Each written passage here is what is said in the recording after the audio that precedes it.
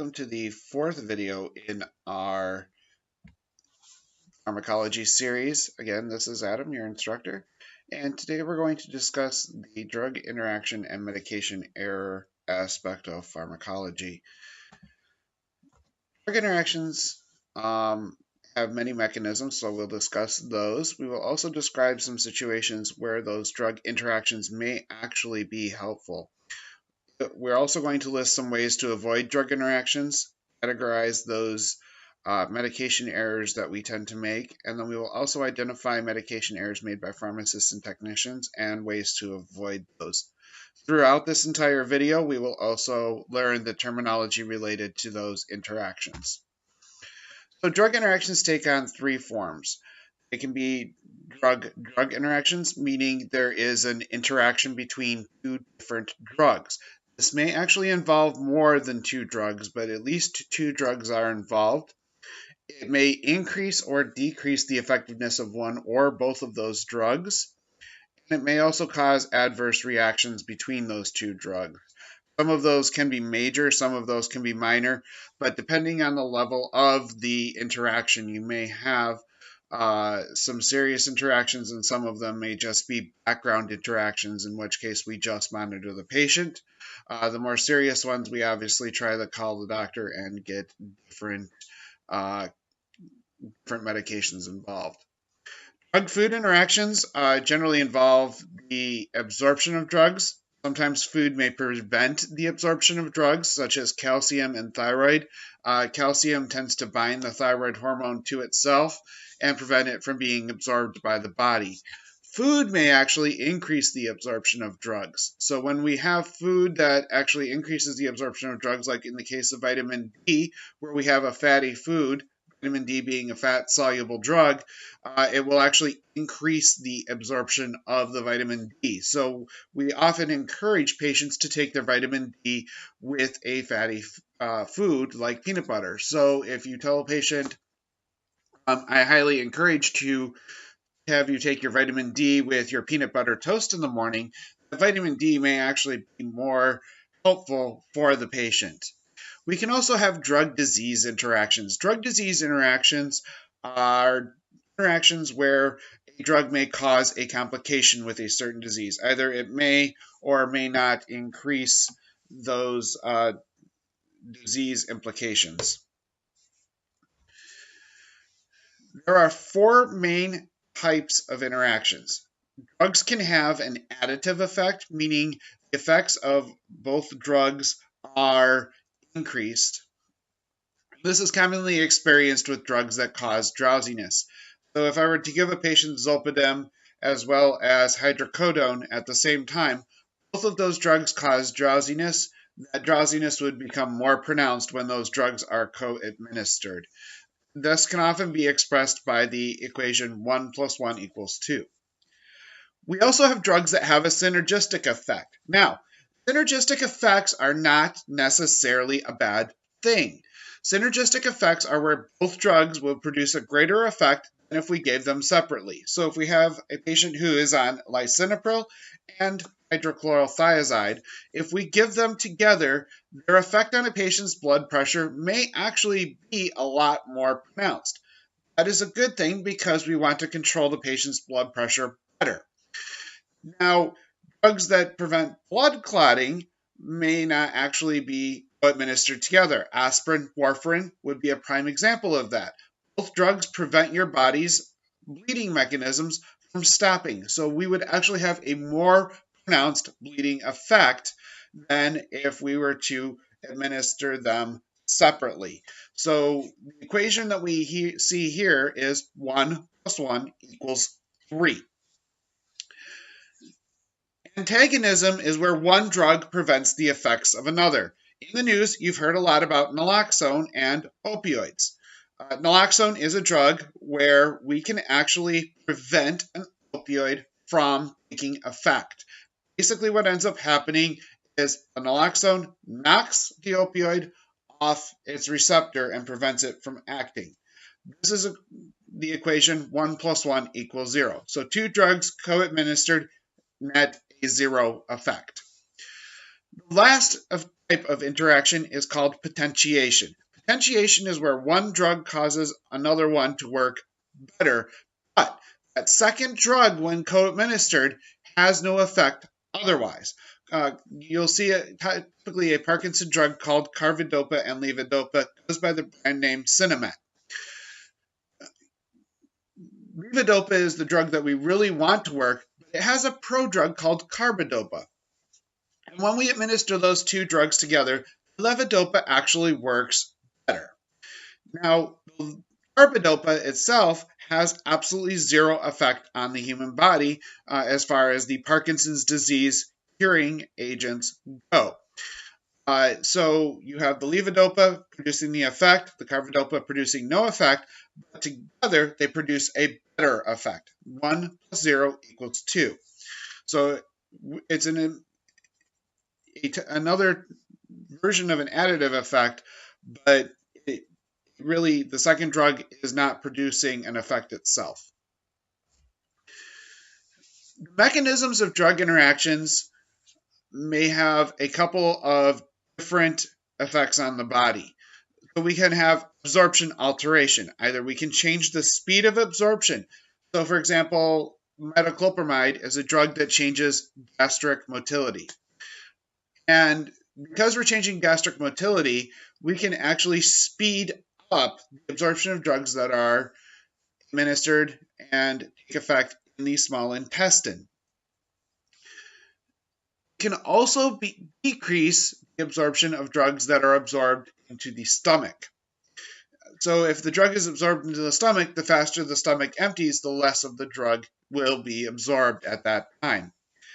Acidity may actually alter the absorption of drugs. It can also alter the elimination. If the acidity is off just by even a little bit, you may actually experience situations where either a drug will continue to build up in the body because the kidneys do not have a chemical need to eliminate it, or you may prevent or even increase its absorption based on the acidity that's inside the stomach acid itself.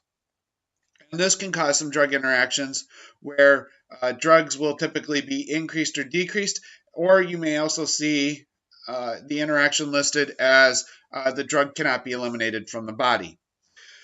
Receptor displacements are just like we talked about with naloxone. One drug evicts the other drug from the receptor. And that is a typical antagonism style reaction.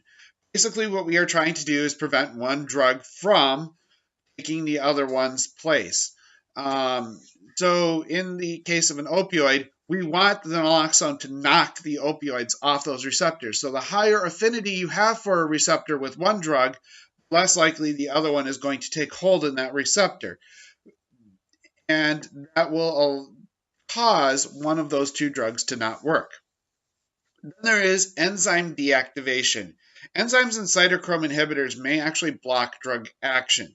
And grapefruit juice is one of those instances where it may block drug action. And drug action with cytochrome P450. You'll typically see this with cytochrome P450 because there are so many of those drugs that hit cytochrome P450. Cytochrome P450 is inhibited by grapefruit juice. We have well-established studies that it does that. There is a litany of drugs that actually hit cytochrome P450, and if cytochrome P450 is deactivated, none of those drugs are going to have any action. 7 to 22% of all adverse drug reactions in hospitals are the result of drug-drug interactions. So it's very important that we have a patient's profile that is complete. And the patients that use multiple pharmacies are at the highest amount of risk. I work in a compounding pharmacy, which means that my patients may actually only come to me for their compounded medications. They may be getting other medications outside of my pharmacy that I am not aware of. And that can actually cause some drug-drug interactions. And compounded medications also do not have clinical flags in electronic medical records. So if a patient is getting a compounded medication, the only way you're ever going to see that drug-drug interaction is in the hospital where a clinical pharmacist is evaluating those patients. So it is very important that you have a complete patient profile. You should also be asking a patient about their OTC drug use, including vitamins. Remember how we were talking about calcium blocking thyroid production, thyroid absorption, I should say. And thyroid absorption being blocked by calcium means we do not want to tell a patient to take their thyroid and their calcium supplement at the same time. Those need to be separated apart. So we need to know what their OTC drug use is. We should also be asking for chronic illnesses because of those drug disease interactions. We want to make sure that the drugs that we are giving our patients are not going to conflict with any diseases that they have. We want to make sure they have positive patient outcomes. Maintaining a reference for incompatible injectable drugs is very important in either sterile compounding or in hospital settings. There is a book for this. It's called the Handbook of Injectable Drugs. They will tell you what drugs are compatible and what drugs are not compatible.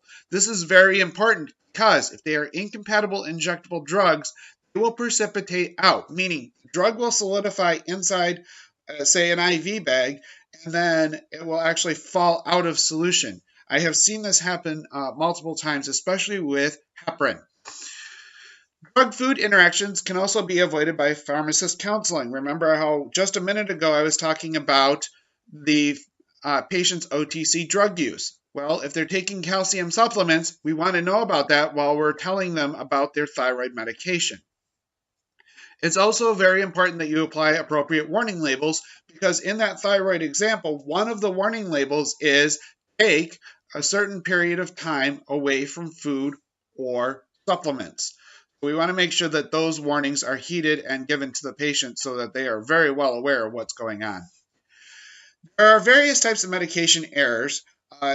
Generally fall under one of two major categories. There's a couple of fringe categories, but the major two errors are system breakdowns that occur between healthcare providers. One is miscommunication, the other one is misinformation. Miscommunication takes on multiple forms. Multiple forms of miscommunication include poor handwriting, although we are getting away from a lot of that because most medications nowadays are electronically prescribed. So poor handwriting that you were typically seeing in medications that were written out on script pads are no longer seen. I can recall several years ago in my own pharmacy practice where I actually had a prescription that was given to me. It had letters H, Y, D. I could make those out clearly, and at the end was an E, and it was 10 milligrams. That was all I could read on that particular prescription. Now, I came up with 14 different drugs, and in the comments below, if you can think of the 14 different drugs that I came up with in my head, I'd love to see how many of them you can actually come up with. So feel free to throw that in the comments at the end. Drugs with similar names. Hydrochlorothiazide may actually be misconstrued with thiazide. Hydralazine and hydroxyzine are very commonly mixed up, especially on the pharmacy shelf because they are usually within a couple of feet of each other. Misuse of zeros and decimal points, and we'll talk in a minute about why that's important. Bad abbreviations, much the same way. Misunderstanding dosing units. This has to do with the old apothecary measurements as well as metric ounces versus milliliters. So misunderstanding that information. All of those fall under miscommunication. So those are a system breakdown where the communication is not clear. Misinformation means you are either missing something out of a patient's profile or you have something that is in the patient's profile unintentionally. And I'll explain what both of these look like, and it usually occurs in hospitals. Incomplete profiles cause 25% of the medication errors in hospitals. That is huge. 1 in 4 patients will experience a medication error in a hospital. That can be either an error of omission, meaning we do not have complete information in the patient's profile, causing a patient to possibly receive a duplicate therapy. Errors of commission may cause a patient's profile to have drugs that were not intentionally prescribed. meaning there are drugs in the patient's profile that either were discontinued or inadvertently reactivated. This recently happened a lot in a very local healthcare system here where I practice in Michigan. They were joining systems together with their medical group and their hospitals. Their hospitals were operating on a separate system than the rest of their doctor medical group. And when they joined those two systems together, there were a lot of artifact data, meaning old, outdated, archaic information that were still in patients' profiles from the doctor's offices. That information was merged with what was going on in the hospital setting.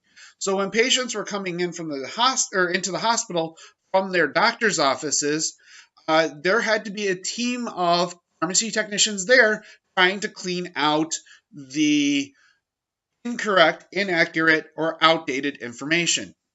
And that could have led to one of these patients receiving a medication error in the hospital. And that would have been the result of misinformation because the information was either old, unclear, or reactivated unintentionally. And that's why having these complete profiles is extremely important. So avoiding miscommunication. Do not abbreviate. I will admit I'm very guilty, especially when I'm taking voicemails from nurses that call in prescriptions in under 30 seconds, because I am writing faster than I am listening. Now, in a controlled substance prescription, the drug, the dosing form, all must be clearly and expressly spelled out. And it is illegal under 21 CFR 1306.05. That's a DEA regulation for those of you who are not familiar with pharmacy law. On a controlled substance prescription, all controlled substances must be completely spelled out. That is required under federal law. And I have a lot of offices that abbreviate testosterone. Testosterone is a Schedule III controlled substance. They will abbreviate it either T. There's a lot of drugs that start with the letter T, my friends. Or I've seen it abbreviated testost with a period.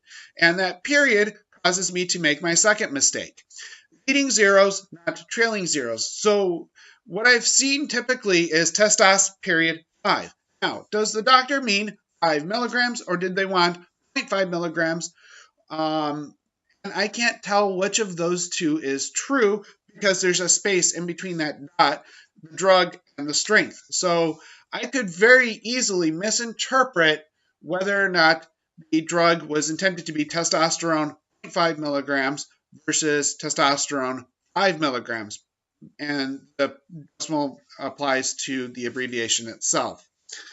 Likewise, 1.0 versus 1, that could be confused for 10, especially if a streak goes right down the decimal point. I have seen a lot of instances where offices do not clean their fax machines, and pharmacies are just as bad about that. If you do not clean your fax machine, what ends up happening is you get a streak, a speck of artifact from a previous fax will cause streaks to occur on your fax machine. This is easily solved by an alcohol swab. A less than 1 penny alcohol swab will save you a lot of heartache and grief. So just basically take an alcohol swab, wipe down your fax machine, because you can actually cover up these decimal points, and you can end up with a patient who's getting 10 milligrams of something versus 1. That is a 10-fold increase in dose. That could kill somebody if it's blood pressure medication like Parazocin. Also, make sure you follow the Joint Commission Do Not Use list. This Do Not Use list is a list of abbreviations you should never, ever even think about using. Confirm any order open to interpretation. Any order that is open to interpretation is going to be an order that can easily be misfilled. In Michigan, our public health code actually spells out if the order is open to more than one interpretation, you are required to confirm the validity of the prescription with the prescriber.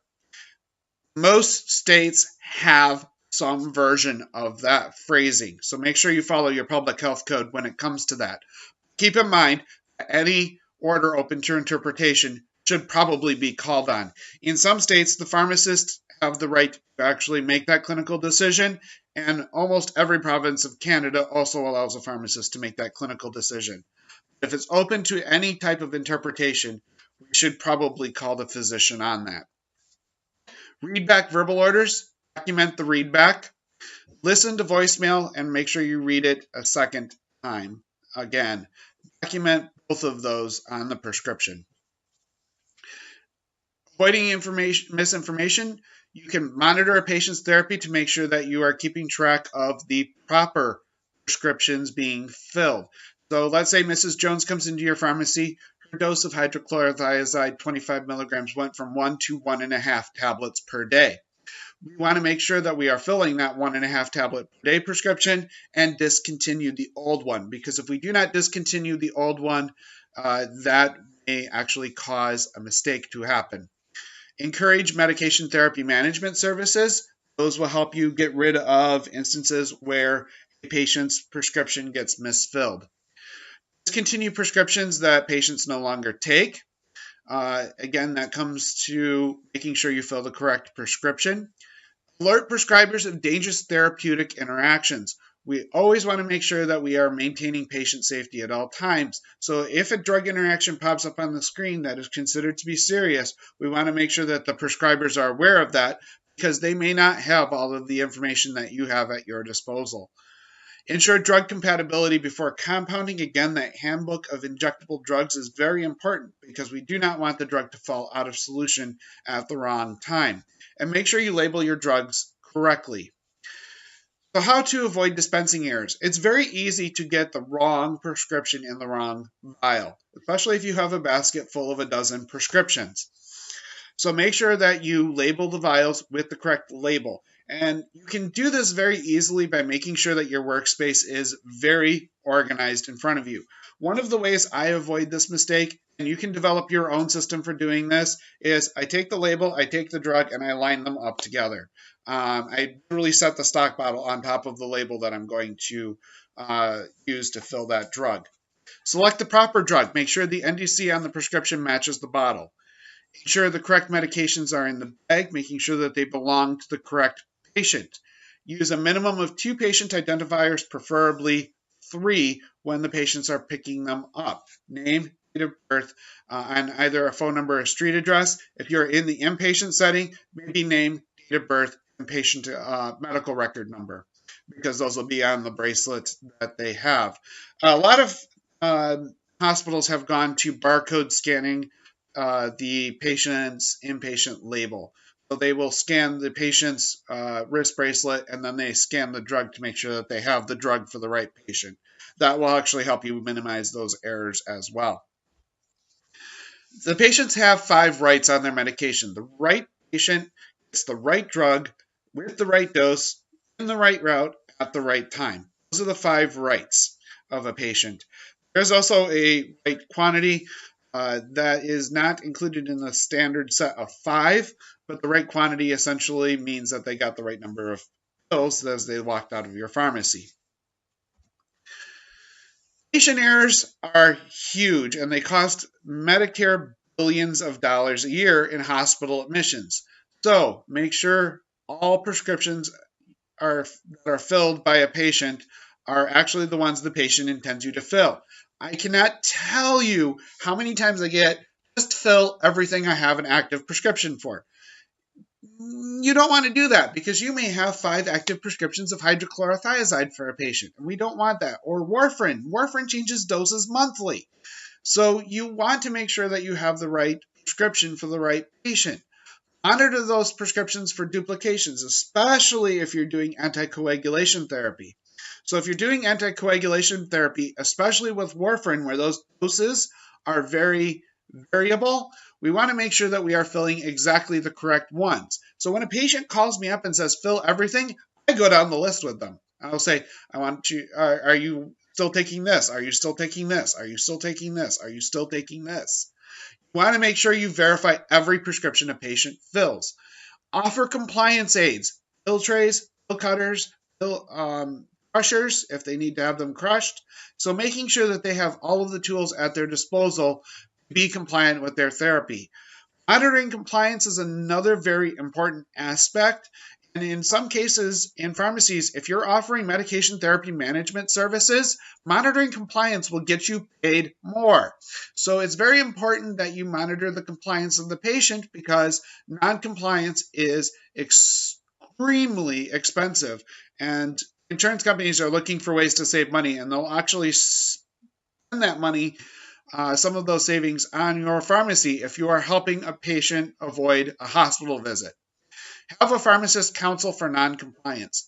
That's also another very important method for avoiding patient errors. We see a lot of patients who are splitting their medications to draw them out longer because they're expensive. We know they're expensive, but we want to make sure that the patients are using their medications safely. So making sure that those patients are aware that splitting pills may not be a good idea. That is the last video I have in my series on pharmacology. I will have a separate series for how drugs act within each body system. It'll be the biology of pharmacology, and that'll be a separate video series. So I really hope you enjoyed this intro series as an intro to pharmacology course. If you have any questions, feel free to generate them below in the comments. I will be happy to answer anything that you have. Thank you for joining us, and I appreciate that you taking the time to learn about pharmacology. Thank you.